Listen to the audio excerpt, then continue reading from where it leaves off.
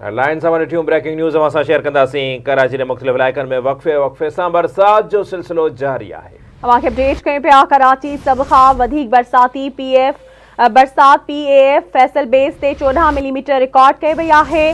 Gadap town में 7.9, Orangi town 9.7, DHA में 9.5 millimetre बरसात रिकॉर्ड कई वई आहे। अवां खे अपडेट कयूं पिया। कराची के मुख़्तलिफ़ इलाइक़नि में वक़फ़े सां बरसात जो सिलसिलो जारी आहे। क्यामाड़ी में 13, नाज़माबाद में 12.5, गुलशन हदीद आई ओल्ड एयरपोर्ट ते 7 मिलीमीटर बरसात रिकॉर्ड कई वई आहे।